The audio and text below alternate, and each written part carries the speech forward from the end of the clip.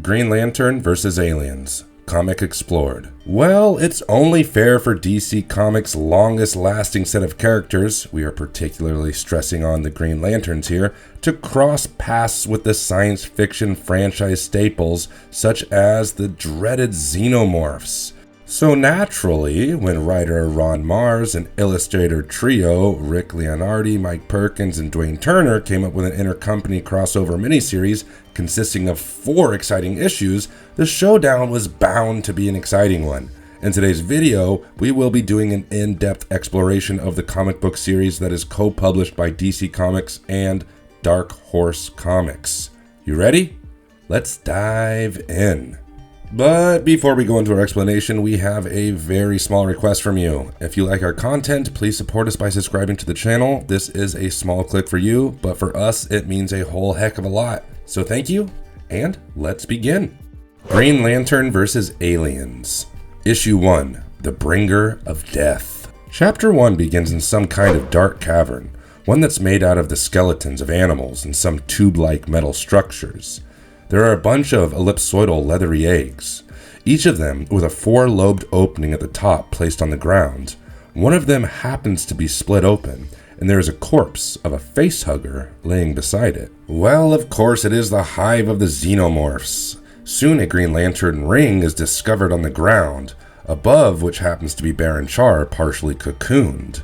We realize we are on the border world of Sector 1522, and by the look of Baron Char, he surely does not seem to be doing very well.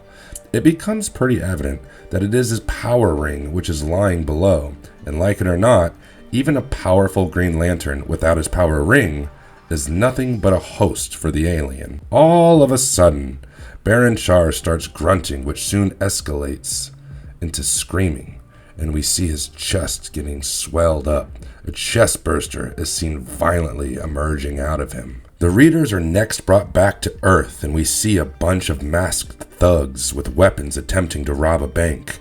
With one of the crooks pointing his gun towards an old lady and asking her to open the vault, a green arrow is seen knocking the gun out of his hands with a swift, smooth blow. We see Green Arrow and Black Canary entering the bank, taking down most of the criminals but leaving just one, but he is taken care of by Earth's Green Lantern, Hal Jordan. After Hal is done placing the pesky bank robbers inside an emerald prison cell, the trio decides to hit a food joint on the highway.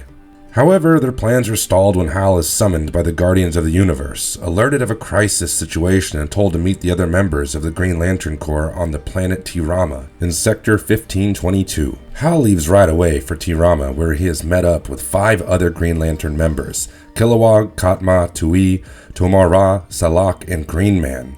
There he learns about Baron Char, who is missing and presumed to be killed by a deadly alien life form. With Hal suggesting that it must be quite an invitation for us to kill a Green Lantern and then have 6 other Green Lanterns handle the affair, Kilowog tells him that their mission has more to do with an infestation instead of an invasion, and up to that point, anybody who has come in contact with the aliens have not lived to tell the tale. With them proceeding to the border world where Baron Char is believed to have disappeared, they try to pick up a signal of Baron's displaced power ring and enter a cave. The members are quite surprised to find the structure of the cave to be organic and not naturally occurring, and they even come across a bunch of eggs. Hal suggests to the group that they should split up so that they can search the cave more quickly, and soon discover the dead body of the missing Green Lantern. Upon inspecting the hole in his chest, Hal realizes that whatever caused it came from the inside. After finding Baron's ring next to him, Hal goes to pick it up, only to hear some kind of a hissing sound coming from behind him. When he turns around, he's absolutely terrified to find a horde of aliens surrounding him. As a reflex action, Hal ends up forming a green cage door via his power ring to fend off the Xenomorphs, but the little aliens are easily able to break through it. He fires a powerful concentrated green blast at the aliens, but even that does not stop them. But thank God for the other Green Lantern members who show up to help Hal fight off the swarm. Tomar-Ra is seen forming a green sword out of his power ring and using it to cut off the tail of a Xenomorph, but as he does this, a gush of the aliens' acid blood squirts. With the rest of the members aiming to wipe them out, Hal throws up a barrier shield and tells them that they can't just slaughter them.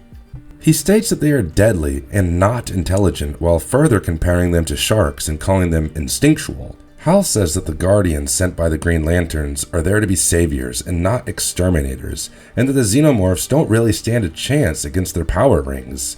So he tells them about a new plan. The Green Lanterns are then seen gathering up the aliens, including their eggs, inside of what looks like giant green bubbles and moving them to some place uninhabited. The Xenomorphs are released on a living planet, Mogo, and Hal is certain that the aliens will live their lives there and not endanger anyone else's. The first chapter ends with a decade having passed since then, and the readers witnessing an undisclosed spacecraft on fire, heading towards what looks like the sentient planet, Mogo. Issue 2, The Hive's Alive. Chapter 2 begins with the graphic artist Kyle Rayner, and in this case, the current Green Lantern of Earth and the only one in existence, working on a new comic issue about an alien invasion. He is seen pulling an all-nighter and gets up to grab another cup of coffee. On his way to the kitchen, he is startled to find Sudarian Tomar Dar in his apartment. Kyle rubs his eyes thinking he is imagining things, but he opens his eyes to find him still there. Tomar Dar introduces himself and tells him that Kyle's power ring is translating his language. He takes Kyle to his living room, where the latter finds more of Tomar Dar's companions. They introduce themselves as Brick, Ash, Madana, and Salak. The readers, along with Kyle, learn that everyone in the group was either a member of the Green Lantern Corps or was going to be a member of the Green Lantern Corps before it got destroyed. Brick tells Kyle how Salak arranged for all of their transport to Earth Post, by which they simply traced his ring's activity. The team has come to Kyle looking for his help. They inform him that the Kalunian transport vessel has crash-landed on Mogo, which is currently home to an infestation of an alien life form that was deposited there for safekeeping by Hal Jordan and other members of the Corps. The creatures are utterly savage, and there's no denying that they will eventually find their way to the ship, especially towards the crew. Salak tells Kyle that it is the responsibility of the Green Lanterns to resolve the situation, since they are the ones who have created this mess in the first place. The members wish to aid Kyle and see that the matter go through its completion. Kyle agrees to help them out. The group is then seen arriving on the planet and quickly locating the ore transport vessel. Kyle suggests to the others to hang back and let him see if there are any survivors inside, since he is the only one with the power ring. This is when Salak tells him that even though the rest of them do not have their rings, they all have taken their oaths, and that they do have a certain duty towards it. Salak further comments that Kyle has not taken an oath, and the latter responds by saying that it was the ring that chose him, and they are the ones who came to him asking for help. With Salak stating further that perhaps that was a mistake, Kyle gets a little bit pissed off. He tells them that he is in no way connected to them when it comes to them losing their cosmic powers, and that they were all the ones who have created this messy situation. Now they want him to be the head janitor and clean up their mess. Kyle tells them to stay out of his way, and an undisclosed somebody is seen pointing a gun towards him and saying, "Far enough." The person, upon discovering that Kyle is a Green Lantern, eventually discloses herself as Crow, the first officer of the vessel. She further tells the group that after developing a crack in a drive engine seal, they were forced to land on Mogo, which was their closest option. But the aliens came after and carried off 37 members of the crew, leaving behind Crow for some odd reason. With Crow stating to the group that she intends on getting her crew back, Kyle tells her that the Green Lanterns are kind of accountable for the messed up situation, and that she can come along with them to look for survivors. Crow takes them deeper into the ship, and she stops in front of a deep, dark hole. Kyle takes a look below and asks Crow, "How deep does it go?" To which she replies that this is precisely how the aliens gains access to the ship. All of the sudden, a slimy, liquid-like thing drops in between the duo, and Crow points out that the aliens are there. As they look up, they find a swarm of dreadful-looking xenomorphs right above them, ready to pounce. Crow opens fire at the creatures, and Kyle is absolutely shocked by them.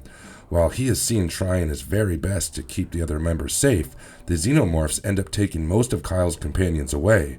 Seeing Tomar Dar get grabbed by one of the aliens into a dark pit, Kyle jumps in to save him, only to have his power ring slip away from his finger and also lose Tomar Dar in the process. Issue 3, No ring, no hope. Chapter 3 begins with the trio of Salak, Kyle, and Crow staring down the pit. Crow states that they should be considering themselves lucky because the aliens pulled back. Kyle says that now that he doesn't have his power ring, they are as good as defenseless. He attempts to summon his ring, but he is unsuccessful in doing so. Kyle believes that it is either something preventing him from getting his ring, or he is seriously running low on willpower. Crow explains to Kyle that nothing has changed. She still has the duty to her crew, and that Kyle has it to his friends.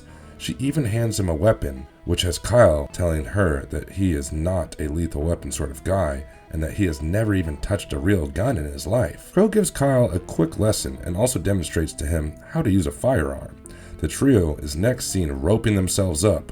Crow is the first one to rappel down, followed by Kyle and then Salak. Kyle is stunned to see Salak actually climbing down instead of rappelling, and even more shocked upon discovering that he is now able to talk to him without having his ring translate the language. Kyle asks Salak if it was Hal Jordan who chose to dump the aliens on Mogo rather than destroying them, to which Salak tells him that it was Hal who made them see that it was the only decision that they could make if they were to be true to their oaths that they had taken. Kyle and Salak are seen apologizing to each other for their earlier attitudes, and the latter tells the former that he is wearing the Green Lantern lantern quite well. Once they make it to the bottom of the pit, the trio come across a bunch of people cocooned in the aliens' resin.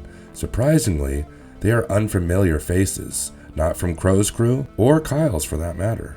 With Kyle starting to look for his power ring, one of the partially cocooned men regains his consciousness and grabs hold of Kyle, asking him to help him. With an egg splitting open and a face hugger crawling out of it, Crow fires at it and then points the gun at the man's face, aiming to kill him.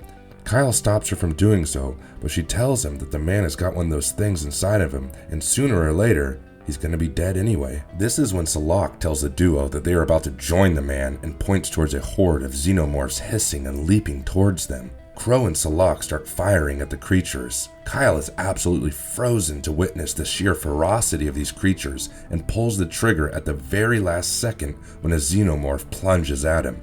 Soon, Salak gets surrounded by a swarm of aliens. Kyle attempts to help him out, but his firearm gets jammed. He hears Salak screaming to tell him to make sure that the tradition does not die and do whatever he can to make sure that this does not happen again. As Kyle tries to reach for Salak's hand, he is confronted by an alien, but Crow intervenes in the situation by placing her pistol inside the Xenomorph's mouth and blasting the back of the creature's head out of his skull, thereby saving Kyle in the process. This, however, lands some of the alien's acid blood on the side of her belly, and she does not tell Kyle anything. Instead, she tells him not to look back and pushes him into a narrow crevice. The aliens can only come at them one at a time, and Crow, taking advantage of the situation, starts shooting at them as they come. Both of them keep moving ahead until Kyle realizes that the other end is opening up to the alien's main chamber. The duo, along with the readers, finally get a glimpse of the Xenomorph's queen, the cocooned survivors, the egg, and last but not least, Kyle's power ring, right between the eggs. Issue 4. Green Lantern Sees Red. Chapter 4 begins with Kyle attempting to summon the ring a couple of times, but is unable to do so because of it getting stuck to the floor due to the sticky alien goo. Speaking of the other Xenomorphs, they are seen attending to the eggs and the queen. After a few more unsuccessful attempts of recovering his power ring, Crow tells Kyle that they can't waste their time any further. She tells him that their only real chance of survival is Kyle's power ring, and that she will purposely try to draw the aliens towards her so that Kyle could get the ring as fast as possible. Kyle calls her plan a suicide mission, but Crow tells him that it is the only way. She tells Kyle that if she doesn't make it through, that he must take care of her crew on her behalf. Kyle promises to do so and gives her a kiss for luck. Crow tells him that no matter what should happen, don't look back, just keep moving forward, and that he should only be focusing on the ring. She is seen deliberately drawing attention towards her by firing at the creatures and making space for Kyle to grab his ring. It is only a matter of seconds before she is incapacitated by a horde of Xenomorphs who are literally seen tearing her to pieces. Kyle looks back, only to realize that Crow isn't really a human, but a gynoid for that matter. As much as he is shocked, he continues to run towards his power ring, but he is just about to grab it when he is ambushed by a facehugger. Using every bit of strength that he has inside of him, Kyle manages to lay his hands on his ring, and as a result, a bunch of green constructs appear and tear apart the facehugger that has been latching onto his face. Kyle has just put on his ring when he feels a slimy liquid thing on his back. He turns around to find the gigantic alien queen about to attack him. Kyle is lucky enough to defend himself by constructing a Green Lantern shield, but the queen is exceedingly strong. She nearly breaks his arm, and with a swarm of Xenomorphs approaching them, he forms a chain gun using his power ring and fires them away while telling them that they don't scare him the way that his mother does. And after this, he forms another force shield and goes to attend to Crow, who looks to be in terrible shape at this point. The skin on the right half of her face is torn, and it reveals to Kyle and the readers her robotic face. With Kyle asking her why did she not tell him who she was, Crow tells him that it wouldn't have made any difference, and that an android like her is assigned to every Kaluian ship to ensure the safety of the crew. She tells him that now that he has his ring back, he should wipe out all of the aliens. Kyle tells her that he doesn't want to be a killer, to which the latter states, from what she comprehends, Hal Jordan felt the same way, and that Kyle is simply reaping what Hal sowed. Crow is able to ask Kyle if he wants whoever follows him to have to do the same exact thing before she finally shuts down. Kyle begins to think. The last words of Crow and Salak run through his mind, and he comes to a decision. He knows what he has to do, and he is seen holding up this power ring and taking his oath loudly and stating, "In the brightest day, in the darkest night, no evil shall escape my sight. Let those who worship evil's might beware my power, Green Lantern's light." A concentrated blast of green energy is seen ambushing every Xenomorph out there. We next find Madonna asking Kyle if he is alright. Kyle and the survivors are now seen outside, somewhere in front of the damaged spacecraft. He states to Madonna and Tomar Dar that he is fine, and that he won't be playing the piano anytime soon. With Madonna asking him how he is again, and that he still seems troubled, Kyle laments about the fact that he could only save her and Tomar Dar and about a quarter of Crow's crew. He calls the mission a failure. Madonna then tells Kyle that the sacrifice was needed. Hal did what was right for him, and Kyle did what he felt was the right thing to do. She further states that Kyle made sure that the aliens won't come back to endanger anyone else, to which Kyle states that the past always comes back to haunt, no matter what someone does. With this, we have come to the very end of our video today. So, let us know in the comment section below, how did you find this miniseries, and what did you think of it?